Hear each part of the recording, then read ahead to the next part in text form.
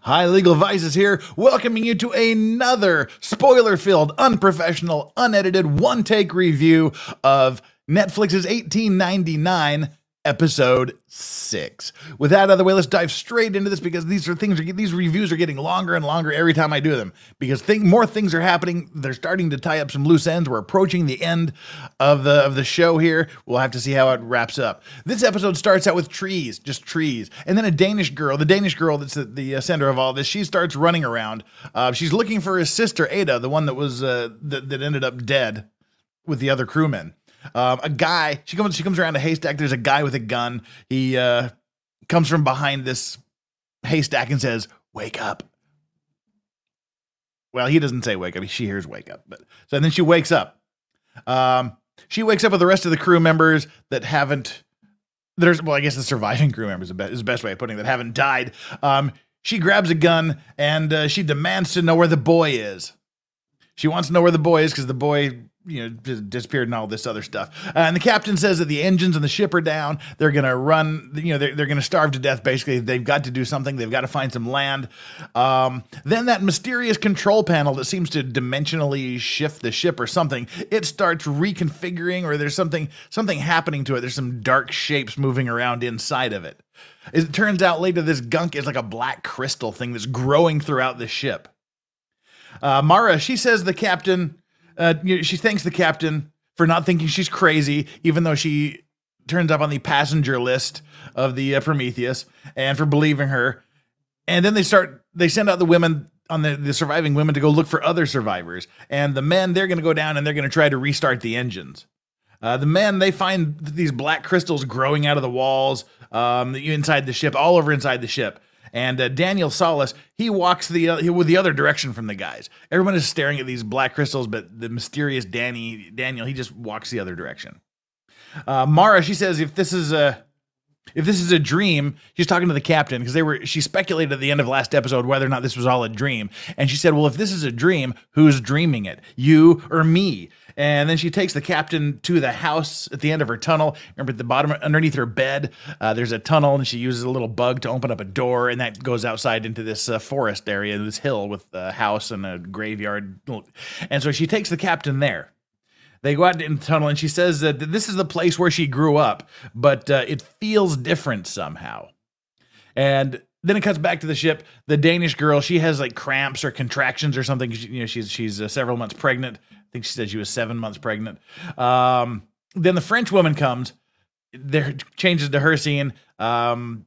She changes in front of the Danish girl. She changes into some pants, and the Danish girl kind of looked at her, kind of maybe longingly. I don't know. She kind of looked at her like, I'm uncomfortable, but I like it. Then it cuts to the Polish guy and the Chinese girl. For some reason, the Chinese girl didn't go look for survivors with the other women. She hung out with the Polish guy, and they're down there looking for coal. They're trying to find more coal in the coal bin. They activate the what's left in the coal bin. A bunch of extra coal comes down, which they're happy about. But a photograph, kind of a postcard of the Statue of Liberty falls out of the Polish guy's pocket. Oleg was his name. Falls out of Oleg's pocket, and he says it's from his brother. And then Yingli kisses him.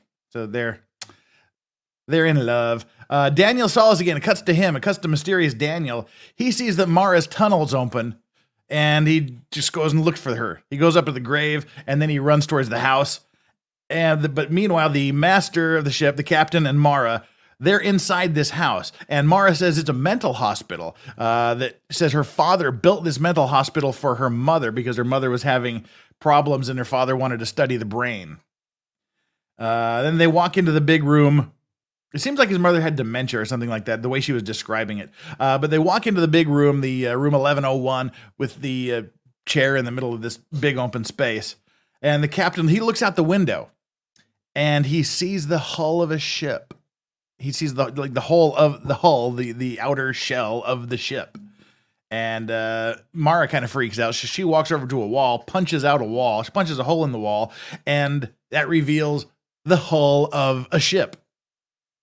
The captain says, well, this looks like the hull of the Kerberos. Then it goes back to the where the Danish priest, the husband of the crazy Danish woman, he's a priest, and the fake Portuguese priest, the fake Spanish priest, they're together. The priest says the Danish priest says that his wife heard the voice of God and he's following him, but he says he feels personally like a liar because he's a priest, but yet he's never heard God's voice and he doesn't believe in God.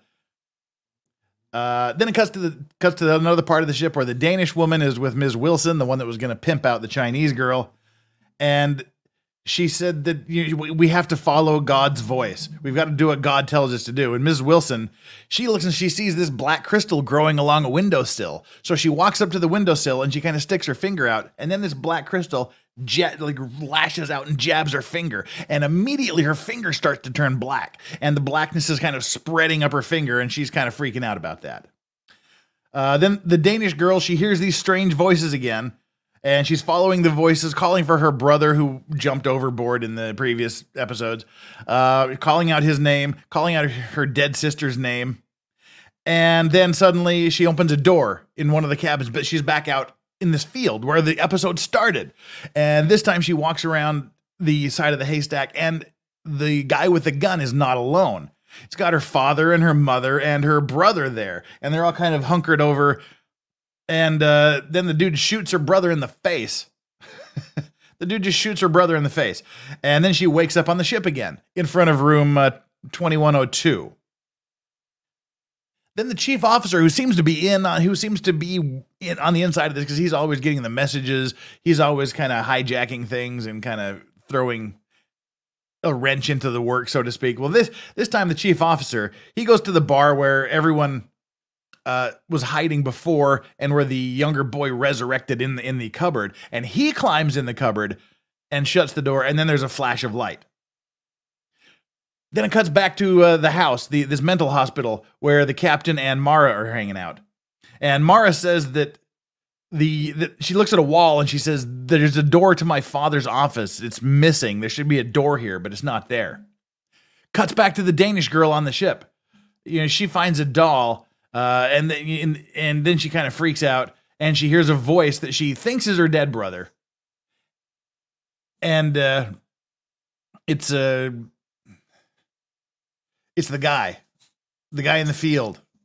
He says, "Remember me?"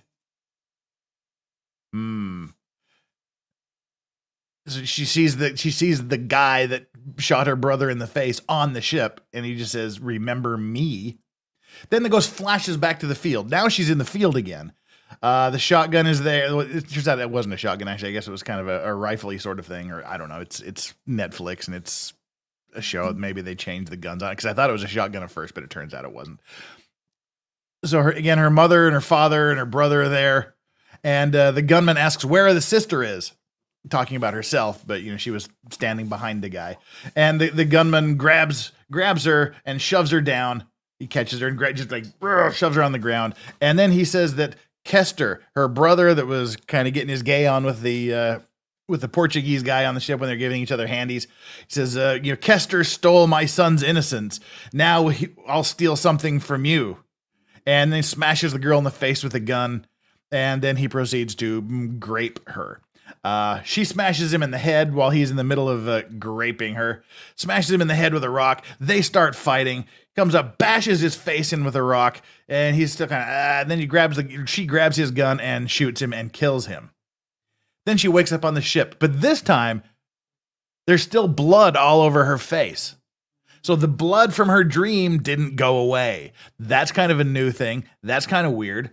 Jerome, the black guy who speaks French, who was hanging out with the French guy, Lucien. Jerome and Lucien, they're shoveling coal, and Lucien says that he has a brain tumor and he's gonna die, which we already knew from a previous episode. But then the ship's engine starts again. All the lights come on. Everybody's happy, but the people on the bridge, one of the crewmen and the priest.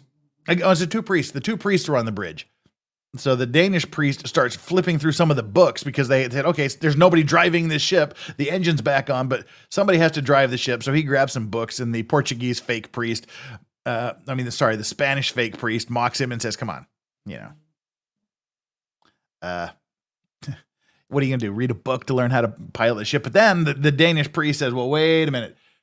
All of the words in all of the books are exactly the same. There's just one sentence repeated over and over and over and over again. And it says, may your coffee kick in before your reality does.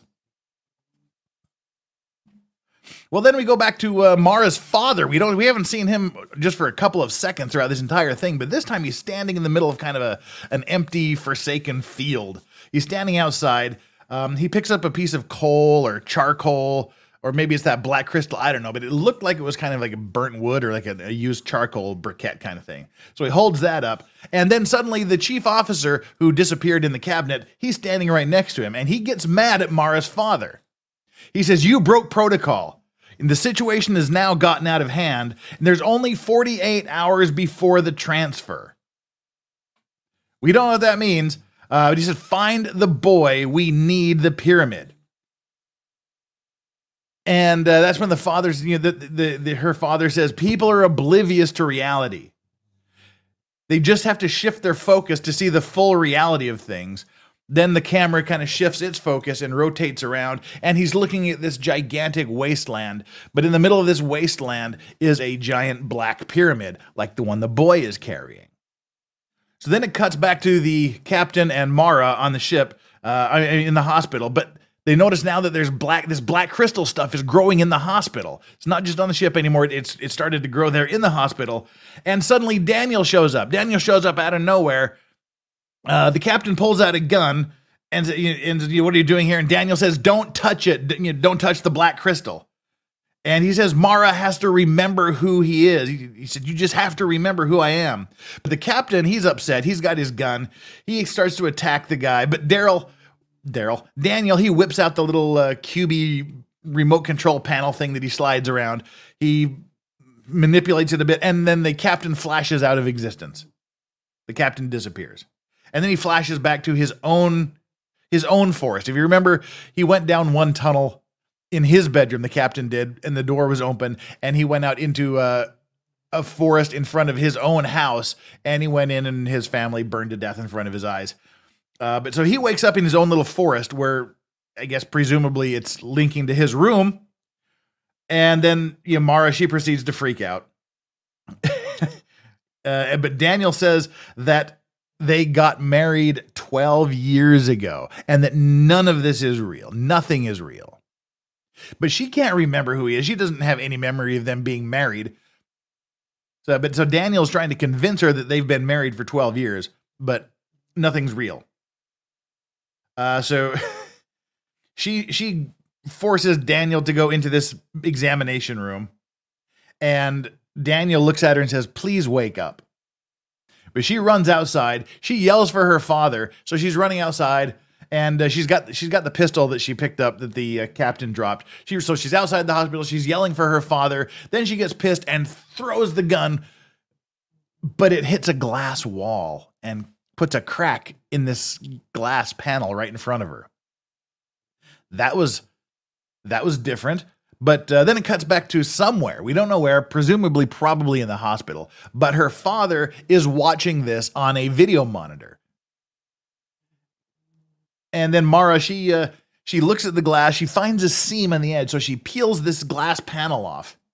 And she's looking at the hull of the ship. Then she decides this can't possibly be real. Well, then they go back on the Kerberos, and a storm is coming. There's lightning flashing. There's wind picking up. There's clouds rolling in. And Mrs. Wilson's hand, her whole hand is black by this point, and the blackness is still starting to creep up her arm. And that's when Jimi Hendrix All Along the Watchtower starts playing throughout the closing credits. The music, the closing credit music in this thing is so awesome. I love the closing credits music. And I just closed my notes, so I got to reopen them here again. Okay. So while Jimi Hendrix All Along the Watchtower is playing, the captain, he climbs through his tunnel. He's going back up to his cabin. So he goes up through his tunnel, but he's on the bridge of the ship, Well, I couldn't tell if it was the bridge or if it was his cabin, but wherever he was, it was just destroyed. It was wrecked. It was thrashed. It looked like the condition that the Prometheus was in when they visited the Prometheus.